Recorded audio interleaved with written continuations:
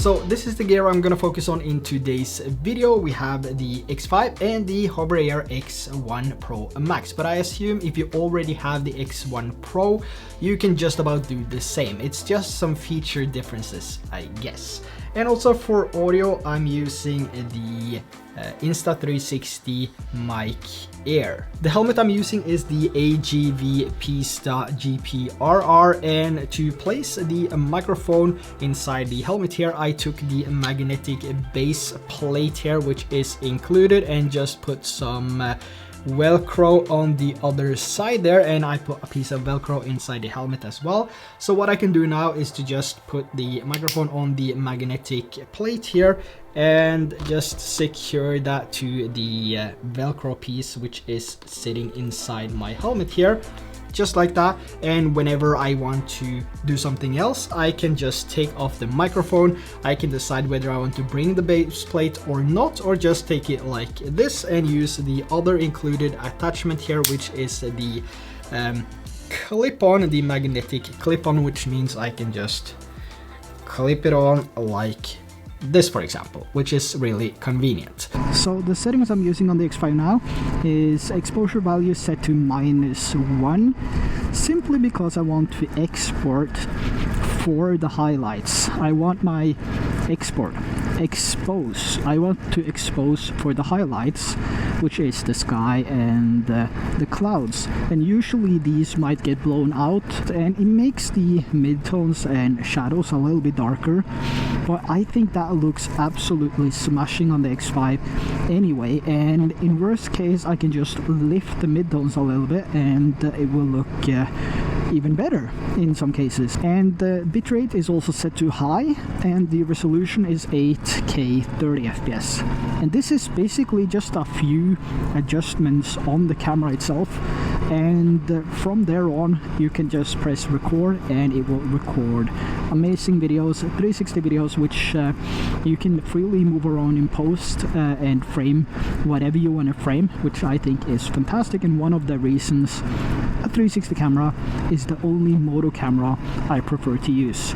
Occasionally I use a regular action camera, which I have mounted here on my in front of my helmet to get that POV shot, but I can also get the same POV shot with the X5 even when using the 360 video mode, or I can just go by single lens mode, but I really prefer that 8K 30 FPS in 360 videos. If you want to check out my Signature LUTs, there is a link down in the description below, which you can check out. There's going to be a 15% discount added to that also for the convenience, so go check it out if you're interested. So next time you're out riding, try pointing the mic downwards and let me know your experience down in the comments below. The camera I'm using for my motovlogs is the X5. The reason I use the X5 is to have unlimited angles and full flexibility in post. It also allows me to make more interesting videos rather than having one camera which is point and shoot and just captures in one direction, which could make the video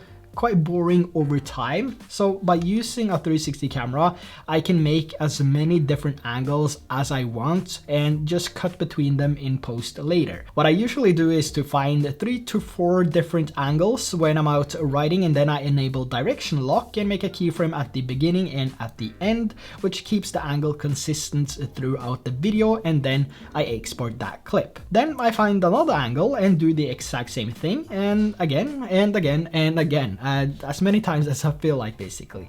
And this is, you know, people say it's really time consuming and hard to edit 360 videos. I literally made 2 keyframes and enable direction lock and hit export.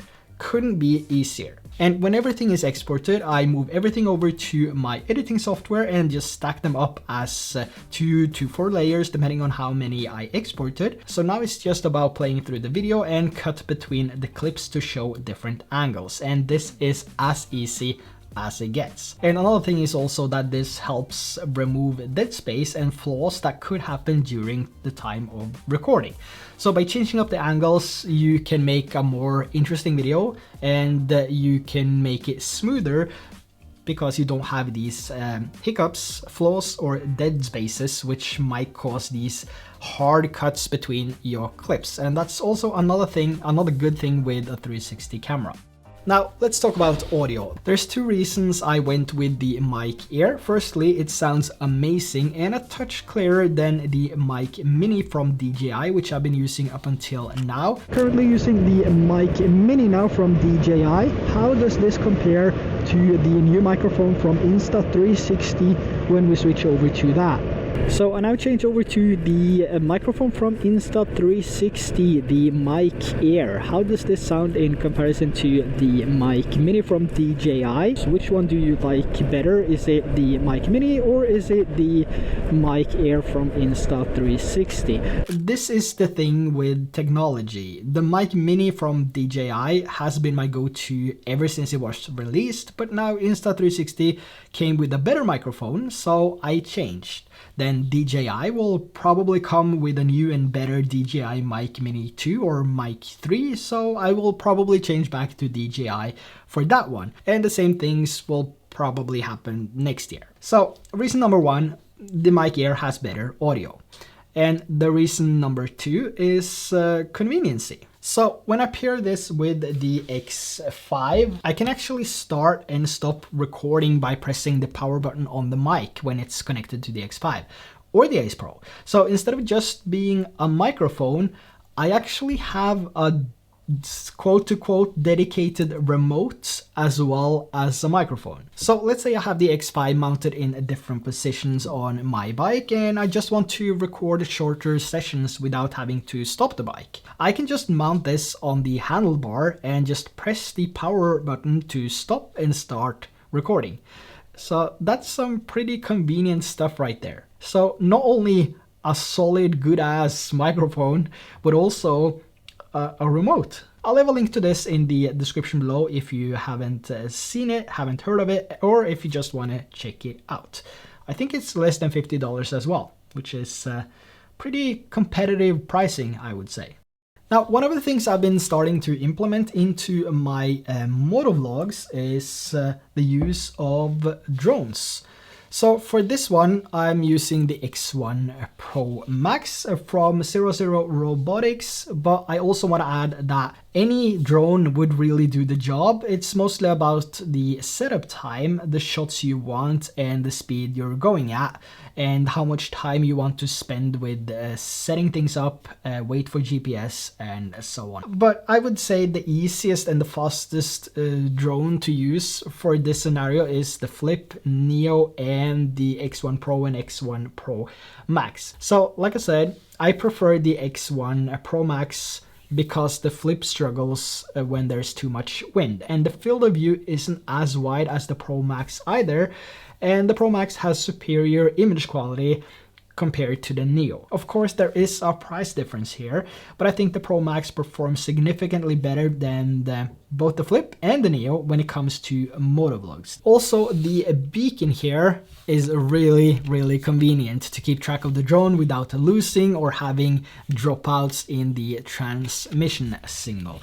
So you can use this as a dedicated remote, which I did to film a cinematic B-roll of my new MT-07. So just check this out.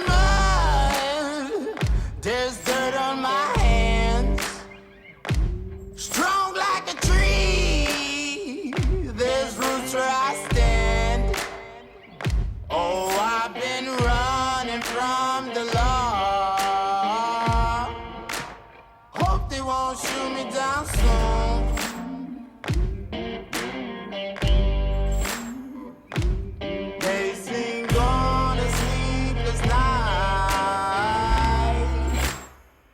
Catch me howling at the moon.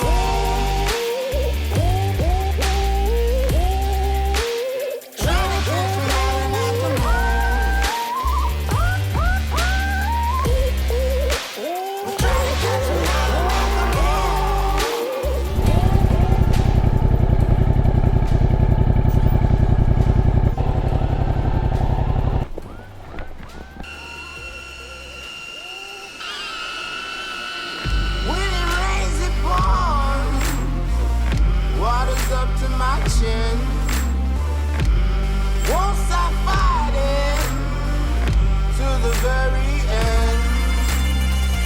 Many men try to reach it, many men have failed.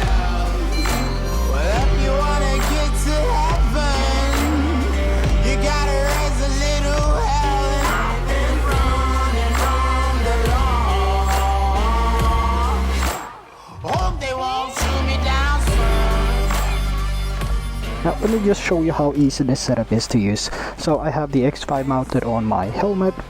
I have the HoverAir X1 ProMax here. Just gonna turn it on. Current mode, hover. So it's set to hover. We're gonna change it to cycling mode, which is high and far. Start it right here. Cycling mode.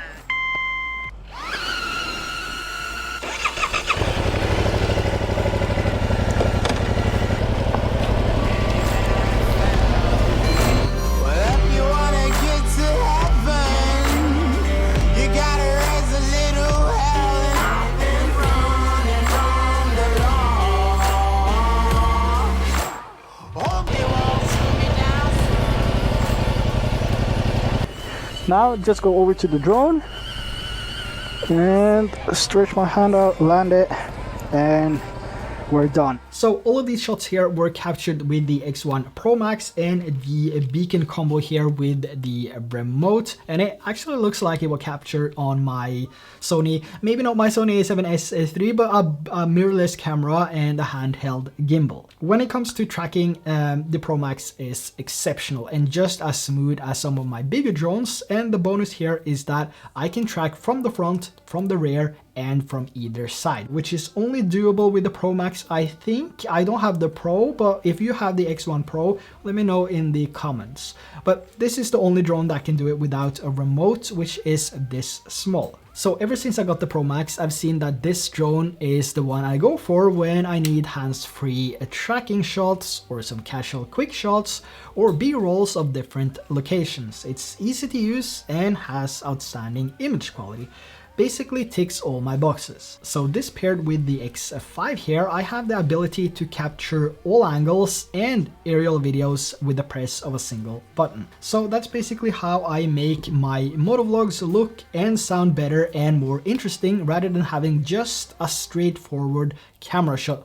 Using two cameras, a 360 camera and a regular action camera like the Action 5 Pro is still something I do recommend though if you have the option to buy two cameras. But the X5 and the X1 Pro Max is what makes it for me.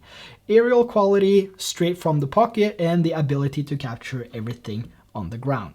It's just amazing. So let me know your favorite motovlogging camera, and if you have ever tried the 360 camera and the drone when you do motovlogs. If you have, let me know your experience down in the comment section below. And also don't forget to hit that subscribe and like button, turn on notifications, and let me know if you want to see more videos like this. So that's a wrap for this video. Thanks for watching, and I will see you in the next one. Bye bye.